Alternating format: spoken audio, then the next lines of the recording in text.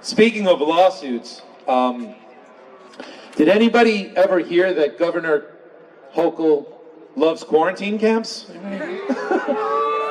think. You conspiracy theorists. I think this crowd is aware of that. Well, we call it the quarantine camp regulation, but that's not really what it is. It was a regulation that allowed the health department of the state to detain anybody in any manner, in any place, at any time, just for suspecting that you had any disease that was on their extensive list.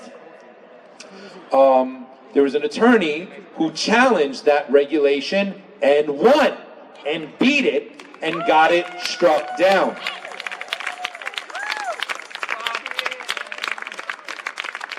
Governor Hochul and her Attorney General Tish James have appealed that victory. So now they're saying, well, I say they're saying, we want our quarantine camps back. we want the right to do what we want to do when we say we want to do it. But thankfully, this attorney is still fighting for us, and I think most of you here know who I'm talking about. I give to you Bobbie Anne Cox.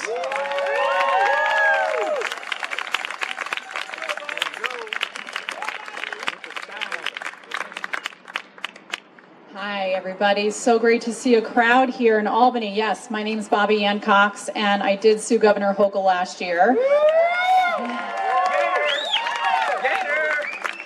On behalf of a group of New York State legislators. So Senator George Borrello, Assemblyman Chris Teague, and Assemblyman Mike Lawler, who's now Congressman Mike Lawler, together with a citizens group, Uniting New York State. And we actually do have some flyers here today from Uniting New York State. We're going to pass those around. The citizens group has been integral in trying to get the word out about this lawsuit because so many people do not know about this lawsuit. Mainstream media won't pick it up. So last year, Uniting New York State, together with Senator George Borrello, Assemblyman Teague, Assemblyman Lawler, we brought this lawsuit to strike down this quarantine regulation, which would have given the power, or gave the power, to the Commissioner of Health to pick and choose which New Yorkers they wanted to lock up or lock down. So they could have locked you up in your house, or they could have removed you from your house and put you into a detention center of their choosing. There was no time limit, so they could have put you there for days or weeks or months. There was no age restriction, so they could have done this to you, but they could have also done it to your child or to your elderly parent or grandparent. And they didn't have to prove that you were sick. They didn't have to prove you were even exposed to a communicable disease. They could just issue an order of quarantine and you had to obey. Otherwise, you could have been fined or jailed. Okay, so they put in there language that said they could use local law enforcement to help them enforce their quarantine orders. So you could have gotten a knock on your door, and it could have been the police saying, I'm sorry, you have to come with me. We have a decree from the health department. There was no way for you to get out once you were in lockdown. What I mean by that is last year when we were having oral arguments in front of the judge, he asked the Attorney General's office, he said, okay, let's say you take a family, let's say you put them into quarantine in a facility, a hospital, let's say. How do they get out? And there was a really heavy pause. And then the Attorney General said, well, I guess they could hire a lawyer and they could sue us. Okay? It's worse than guilty until proven innocent. It's worse. Okay? No rights. This reg gave the citizens no rights. So it conflicted with our existing New York State law. We have a law in New York, we've had it for 70 years, which is a quarantine law. Most states have one. And it says, this is what you do if you do have somebody who's a health threat to the public. They're not conducting themselves in a manner that's appropriate, right? They have some sort of terrible disease and they're spreading it all over to everyone. If you need to remove somebody like that from society, our 70-year-old law says how you do that. And it has steps that you have to follow called due process, okay? So they can't just come and take you if they think you have a disease. They have to first prove you have a disease. And not just that you have the disease, they have to prove that you have the disease and you're acting in an improper manner to protect those around you. There are a lot of other due process protections in that law, but the point is that this regulation conflicted severely with our law. It also conflicts with the Constitution. Agencies are in the executive branch. They're under the governor. They serve at the pleasure of the governor. They cannot make laws. They cannot make regulations that overrule laws. Unconstitutional, you can't do that. The reason for that is every 2 years here in New York State, we get to vote for our New York State senators and our New York State Assembly members. Those are the law-making bodies of our New York State government. The agencies are under the governor, and they're appointed by the governor. So the Commissioner of Health serves at the pleasure of the governor. All the people that work in the that work for the Commissioner of Health in the department serve at her pleasure. You can't vote them in and out, so they're not allowed to make laws.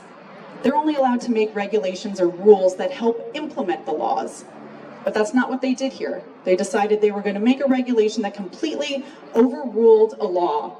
It's unconstitutional, and the judge struck it down, and now they're appealing. So, this is the second battle we've got. We've got oral arguments going on in September up in Rochester in the appellate division in the 4th Department. And if that court overturns the decision, and that court says, oh no, they can have this regulation, what's going to happen is the floodgates are going to open. And you're going to see agencies around the state making regulations that conflict with laws, that conflict with the Constitution, and we're going to be in really big trouble. Because then you have no way to stop it. You can't vote them out next year. So it brings me to one of my big points of today's talk, and that is we need to change the leadership in this state. We need to do that next year, because next year every single state senator and every single state assembly member is up for election. And all the people in that room upstairs that voted to pass those two horrific anti-freedom, anti-constitution bills this morning need to be voted out next year. Yeah. And we need to organize, and we need to do it together, because it doesn't work to just go around and say to people, hey, you gotta go vote, you gotta go vote. The voters need to understand why they need to vote. They need to understand what these legislators are voting for, what they want to do, the rights they want to take away from you. So we have flyers that are being passed out today from Uniting New York State. I hope everybody will sign up. It's free. They do a weekly newsletter. Sign up for Children's Health Defense. They send out a newsletter. Sign up for Teachers for Choice. It's like you have to stay informed, and then you have to get involved. Show up to the rallies. Show up to the protests. Write the emails. Call your legislators. Send a handwritten letter in the mail. You have to take part, and you have to get 5 or 10 people you know to take part. This is how we're going to win back our state. We cannot keep going on the defensive.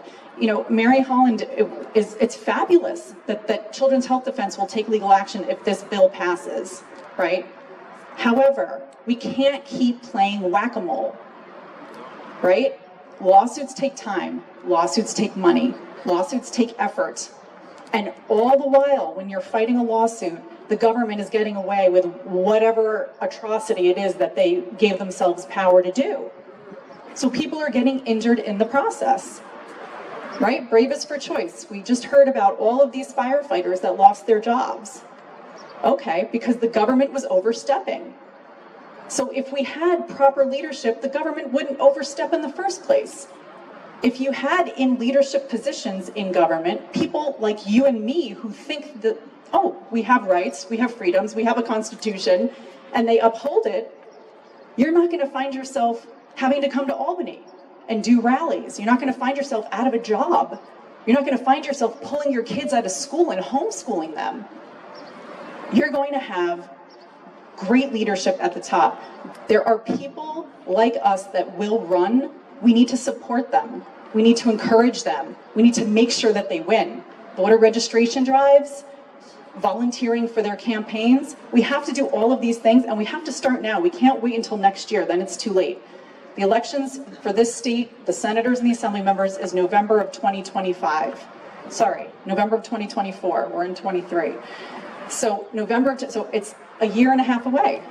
We have to start now. So I hope everybody will take with them when they leave today the idea that you have the power to make a change. You are the change, but you need to be the change you want to see. Yeah. Please get involved. Please get involved. If you want more information about my quarantine lawsuit, there is a website. It's unitingnys.com/lawsuit. There's a lot of information there, pictures, videos, photos, flyers. Please get involved. Please spread the word. And please stand up for your freedoms. Thank you.